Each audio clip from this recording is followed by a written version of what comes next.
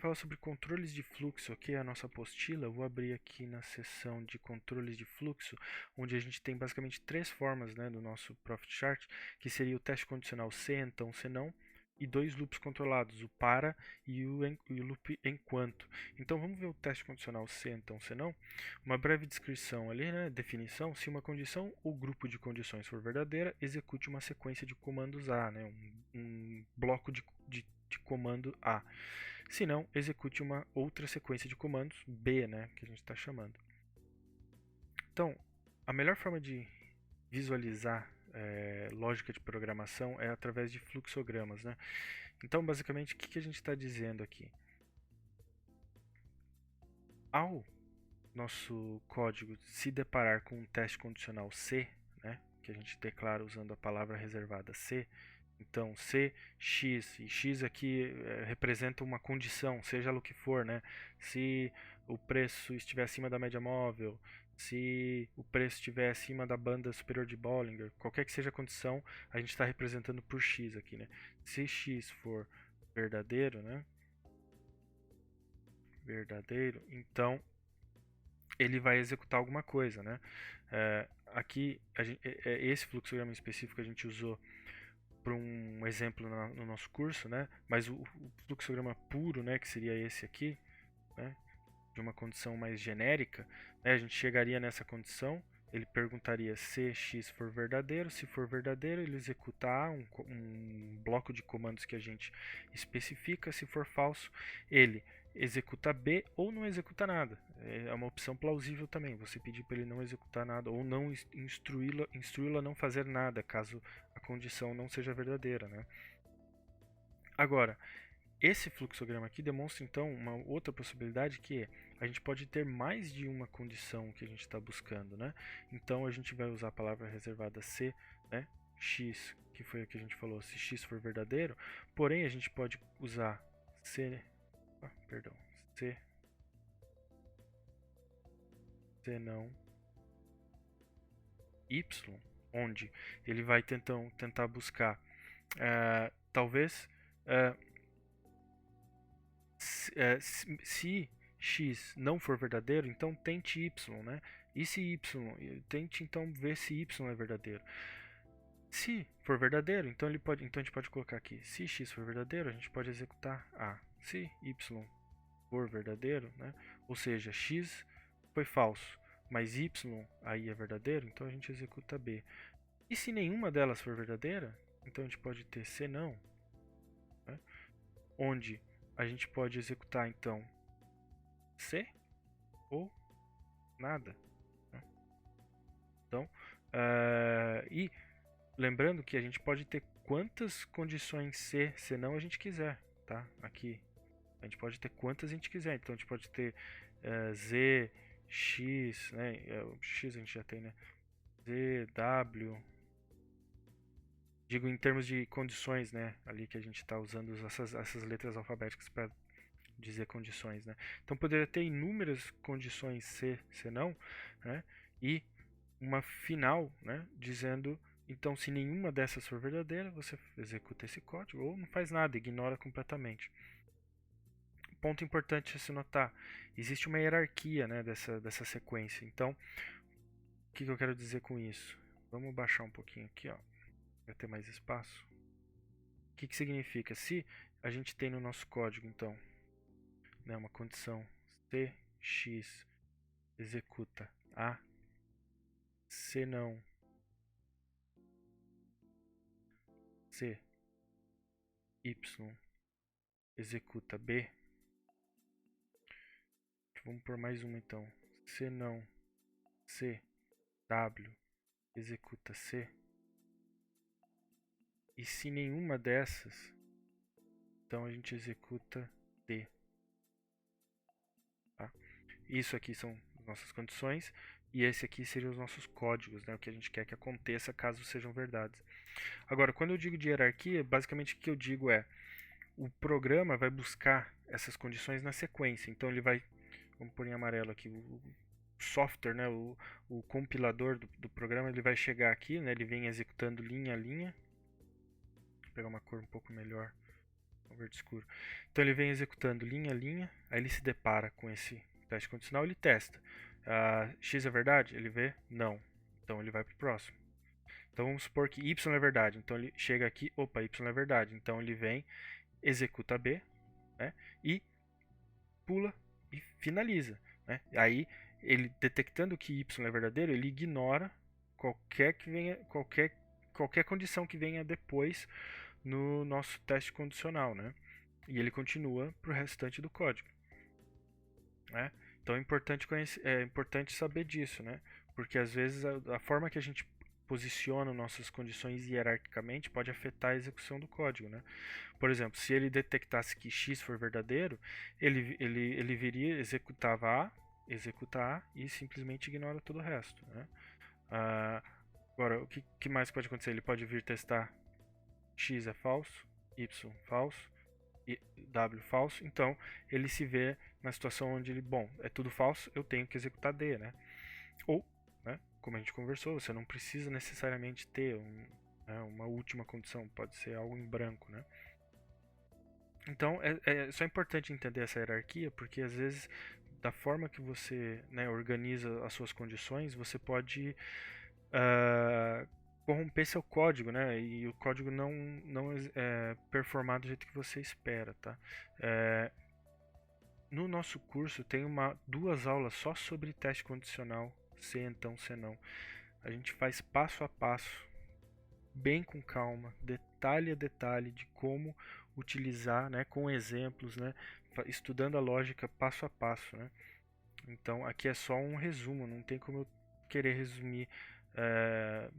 Bom, eu resumi, né, o máximo que eu podia aqui em 5 minutos, mas mais do que isso a gente começa então a ter que entrar com mais detalhe, né.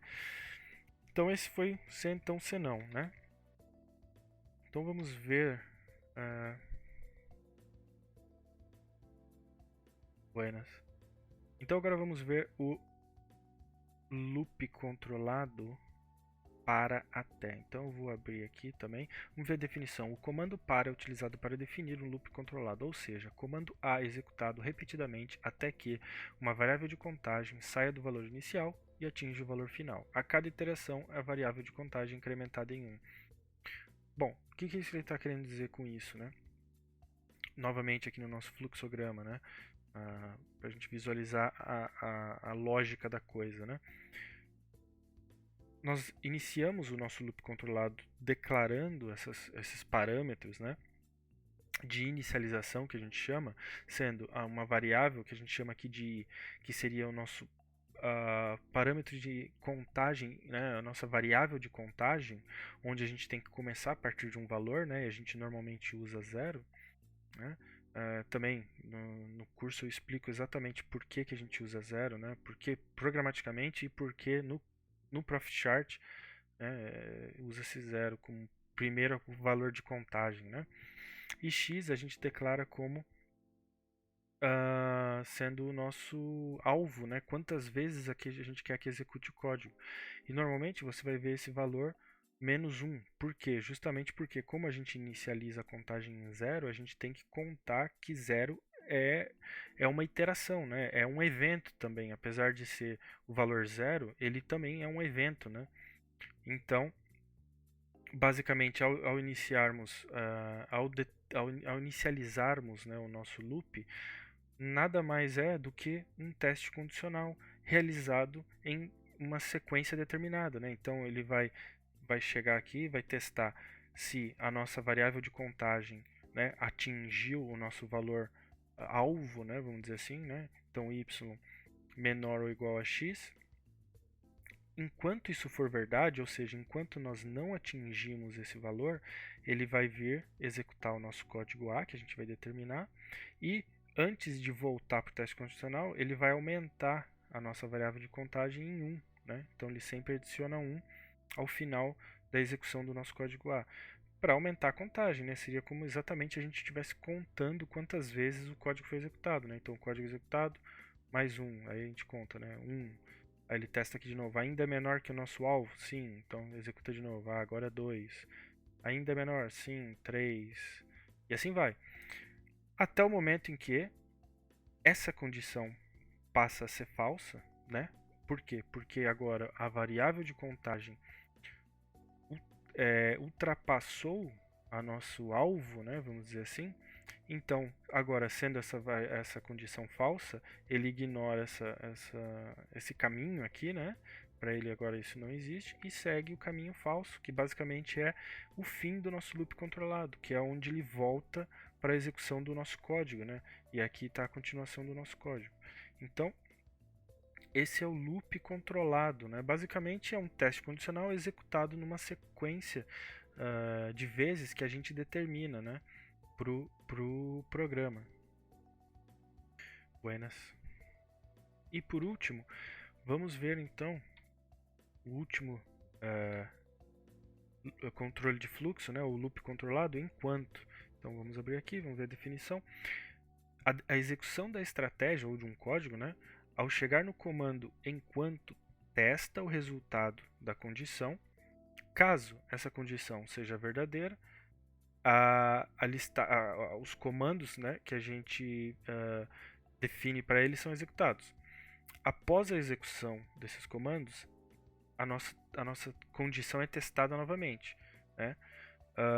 Assim, o loop apenas irá se encerrar quando a condição for deixar de ser verdadeira. Então, o que isso significa? Vamos voltar aqui para o nosso fluxograma. O nosso loop controlado né? A gente viu, então vou colocar aqui no loop controlado a gente viu que a gente controla, vamos dizer assim, esse loop usando uma variável de contagem e um alvo, né? Então ele tem um alvo de repetições, né? Então basicamente a gente está repetições, porque a gente está especificando quantas vezes que a gente quer que algo seja executado, né? Então a gente tem uma forma de controlar. No loop enquanto, essa contagem não existe, então não importa quantas vezes ele vai ser executado. O que importa é uma condição que a gente vai determinar. Então no loop enquanto esse alvo, vamos dizer assim, é uma condição. Uma condição. O que isso significa dizer? Significa que uma condição que a gente determinar, x, enquanto essa condição for verdadeira, ele vai repetir a execução desse bloco de código A.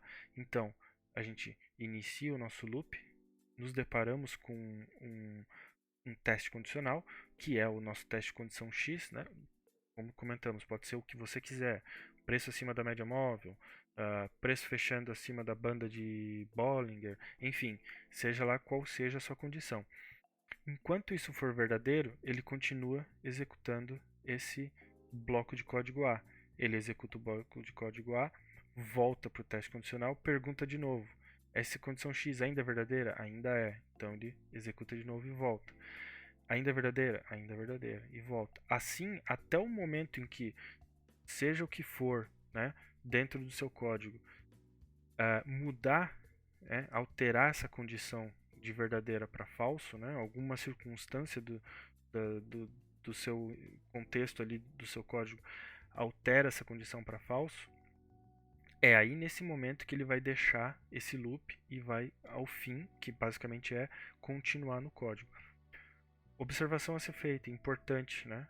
Esse é um loop perigoso, porque dependendo da condição que você determinar aqui, né, essa condição X, se por algum motivo a forma que você determinou essa condição ela nunca se alterar de verdadeiro para falso, esse loop vai ficar repetindo infinitamente. E isso em programação geralmente se traduz em travando, trava-se o aplicativo, trava-se o Profit Chart, né, porque ele fica travado dentro desse loop, né, ele não consegue sair do loop e o código, o computador, o programa não consegue continuar a sua execução, né, porque ele fica travado dentro do loop. Então tem que ter muito cuidado ao usar o loop enquanto, tá? Porque ele precisa de uma condição, né? Essa condição X que a gente conversou aqui, essa condição X ela precisa ser uma condição que seja suscetível a sofrer uma alteração, né? Em algum momento para falso, né? novamente, no curso a gente explica exatamente como isso acontece, né? Os detalhes, como a gente pode fazer isso. Também, para cada um desses loops controlados aqui que a gente falou e para o teste condicional se então, se não, são duas aulas. Uma aula teórica só para entender a parte lógica e uma aula prática só para entender a aplicação no Profit Chart, tá? Então, não dá para eu tentar resumir aqui muito mais que isso, porque se eu entrar em mais detalhe, basicamente eu estou tendo que explicar tudo do zero, né? Então, aqui é só uma visão geral desses três métodos de controle de fluxo.